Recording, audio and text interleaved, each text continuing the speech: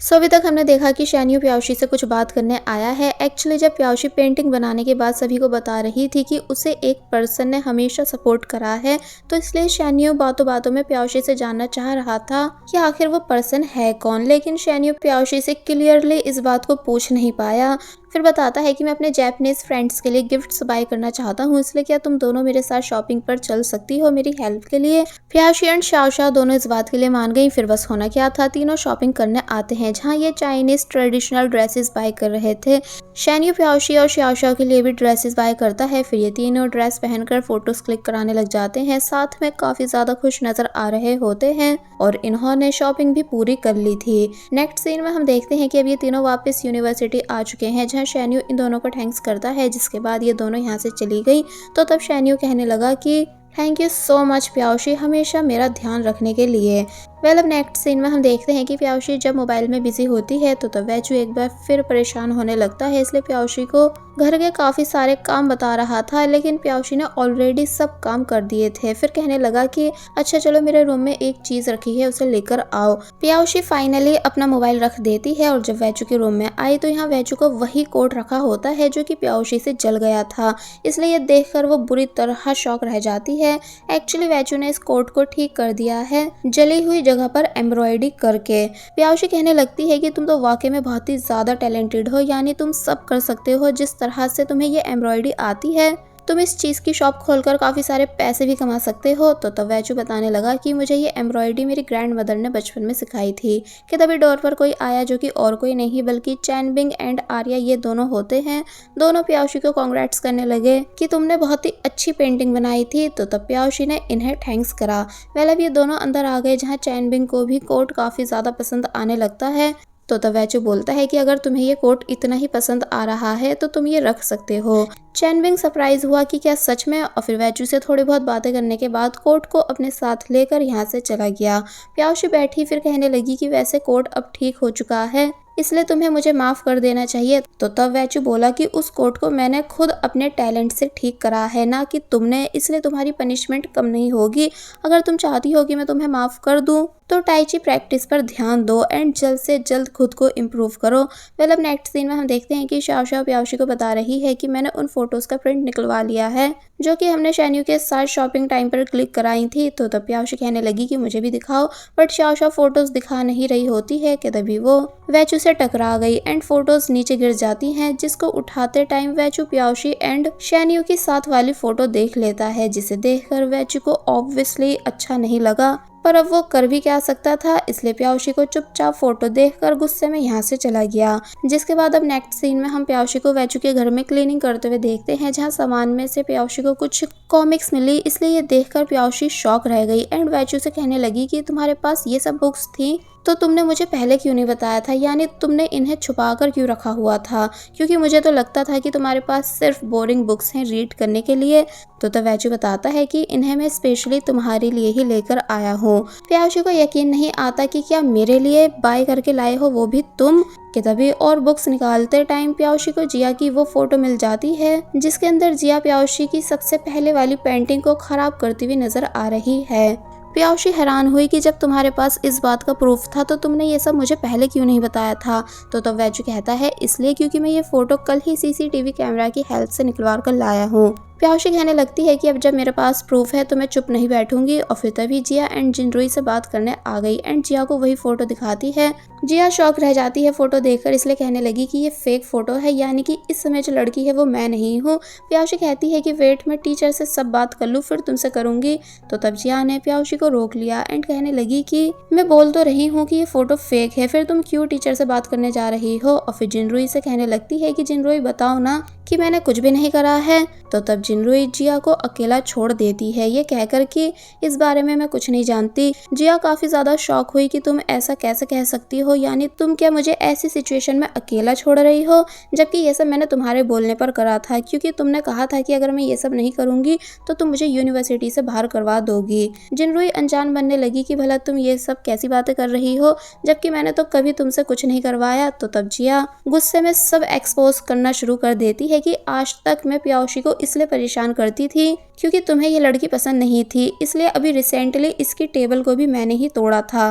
Plus तुम्हें वेजू पसंद है, इसलिए मैंने पूरी कोशिश करी कि तुम्हें वेजू मिल जाए। एंड और भी पता नहीं तुम्हारे ऐसे कितने काम हैं जो सब मेरी हेल्प की वजह से हुए हैं, और आज जब मैं फंस रही हूँ तो तुम मुझे अकेला छोड़ रही हो। तुम सच में एक बहुत ही घटिया इंसान हो, यानी कि तुम सच में एक विच हो। जिनरोई गुस्से से जिया पर चिल्लाने लगती है कि चुप हो जाओ, कि तभी टीचर एंड वेजू ये दोनों भी यहाँ आ गए, जिन्होंने सब कुछ सुन लिया है। एक्चुअली वेजू का ये आइडिया था कि ये दोनों खुद से तो कुछ कबूलेंगी नहीं, इसलिए हमें ट्रिक से टीचर को लाइव ही सारी बातें सुनानी होंगी। वेजू प्याउशी का हाथ पकड़कर उसको अपने पास करता है, तो तब ये सब जिनरोई को बिल्कुल अच्छा नहीं लगता कि मैं कैसे वेजू की नज़रों में विलन बन चुकी हूँ और प्याउशी हीरोइन, जिसको वो मुझसे बचा रहा है। टीचर इन दोनों को काफ़ी ज़्यादा डांटते हैं कि आखिर तुम दोनों ऐसी गिरी हुई हरकतें कैसे कर सकती हो। प्याउशी तुम्हारी क्लासमेट है जिसके साथ तुम्हें हंसी खुशी रहना था, क्योंकि ये टाइम ऐसा होता है कि जब हम अपनी स्टडी कंप्लीट करने के बाद दूसरी लाइफ में बिजी हो जाते हैं तो हम इन्हीं दिनों को याद करते हैं कि हम अपने दोस्तों के साथ कैसे अच्छे से रहते थे, ठीक एक फैमिली की तरह। लेकिन तुम दोनों ने जेलेसी के चक्कर में अपना सारा टाइम और मेमोरीज को खराब कर दिया है और अपनी दोस्ती और ट्रस्ट को भी बिगाड़ दिया है। जिनरोई एंड जिया दोनों बुरी तरह रोने लगी थी टीचर से डांट सुनकर, इसलिए जिनरोई जल्दी से यहाँ से चली गई। अब नेक्स्ट सीन में हम देखते हैं कि प्याउशी काफ़ी खुश नज़र आ रही है, क्योंकि उसने जिनरोई एंड जिया को टीचर के सामने एक्सपोज कर दिया है। इसलिए अब अगर ये दोनों फिर दोबारा कुछ करती हैं तो सबसे पहले शक इन्हीं पर जाएगा।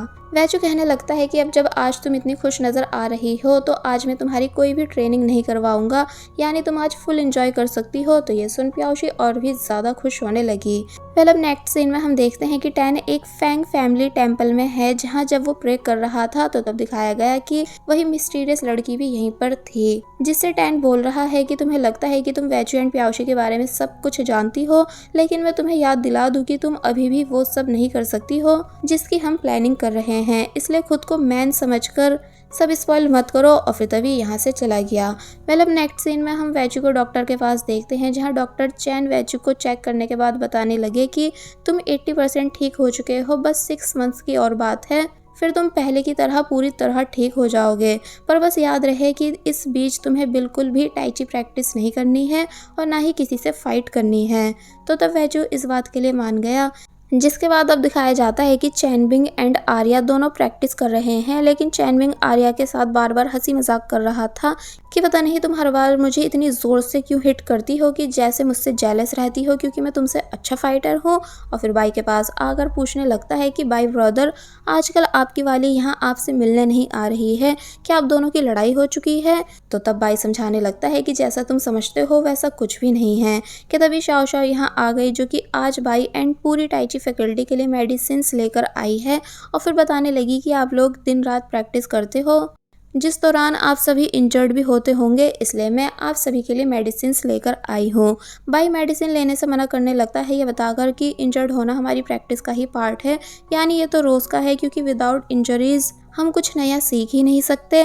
तो तब शाओ शाओ कहने लगी कि पर मैं ये सब मेडिसिन बहुत प्यार से लाई हूँ, मुझे ये सब मेरी फ्रेंड्स ने दी थी, जिनका मैं ज़्यादा यूज़ कर नहीं सकती, इसलिए आप सभी के साथ शेयर करना चाहती हूँ।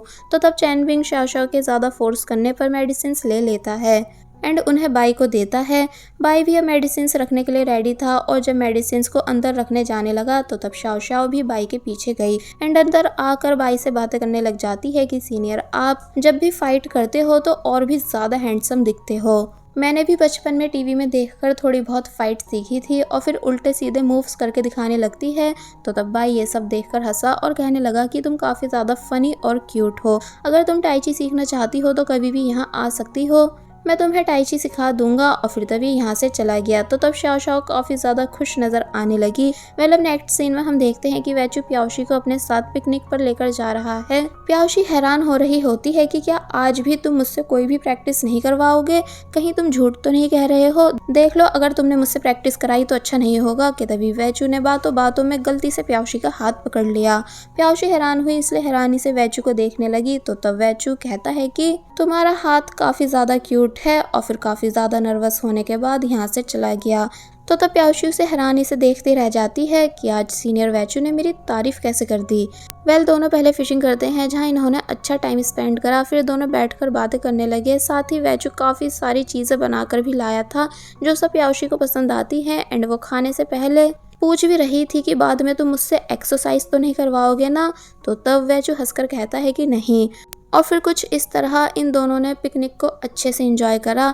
नेक्स्ट सीन में हम देखते हैं कि दोनों यूनिवर्सिटी के बाहर आ चुके हैं, पर अब क्योंकि प्याउशी सो चुकी थी तो तब उसको ध्यान से देखते हुए वैचू कहने लगता है कि वैसे तो मुझे तुम बोलती हुई अच्छी लगती हो, पर कभी कभी शांत भी अच्छी लगती हो। और फिर जब कुछ ठीक कर रहा होता है कि तभी दोनों एक दूसरे के काफी क्लोज आ गए। प्याउशी हैरानी से वैचू को देखने लगती है, यानी कि सिचुएशन काफी रोमांटिक बनने लगी थी, इसलिए तभी वैचू दूर हो गया। पर इस वजह से दोनों की हार्ट बीट फास्ट हो चुकी थी, यानी ये फर्स्ट टाइम है जब प्याउशी भी वैचू के लिए रोमांटिक फील कर पा रही है। मतलब नेक्स्ट डे हम देखते हैं कि वैचू एक बार फिर प्याउशी की ट्रेनिंग करवा रहा होता है, लेकिन प्याउशी सीरियस होकर ट्रेनिंग नहीं कर रही थी एंड डांटने पर उल्टी सीधी प्रैक्टिस करने लग जाती है, यानी बच्चों की तरह बिहेव कर रही होती है। जो सब देखकर वैचू पहले तो हंसता है, लेकिन फिर अपनी हंसी पर कंट्रोल करने के बाद प्याउशी को एक बड़े स्टोन से डराने लगा। प्याउशी डर भी गई एंड चुपचाप सीरियस होकर एक्सरसाइज करने लगी, क्योंकि उसे पता है कि ये मार भी सकता है, इसलिए चुपचाप सब करने लग जाती है। फिर जब वैचू किसी काम से गया एंड प्याउशी ने उस स्टोन को उठाने की कोशिश की तो तब वो स्टोन प्याउशी से उठा ही नहीं, क्योंकि वो बहुत ही ज्यादा भारी था। फिर तभी वैचू आता है और उस स्टोन को उठाकर ले जाता है। इसका मतलब वैचू सच में बहुत ही ज्यादा स्ट्रॉन्ग है, पर बस फिलहाल एनर्जी सेविंग मोड पर है। अब नेक्स्ट डे हम देखते हैं कि एक साइड से शैन्यू आ रहा है तो दूसरी साइड से प्याउशी उससे मिलने आ रही है, क्योंकि शैन्यू ने प्याउशी को मिलने बुलाया है, क्योंकि आज वो फाइनली प्याउशी को अपनी लव फीलिंग्स बताने वाला है। तो अब ये तो हमें नेक्स्ट पार्ट में ही पता चलेगा कि क्या प्याउशी शैन्यू को एज ए लवर एक्सेप्ट करती है या नहीं। और बस फिर इसी सीन के साथ ये पार्ट यहीं पर एंड हो जाता है। There was a time when you had me falling to the ground. For next part, please subscribe my channel and hit the bell icon. Thank you.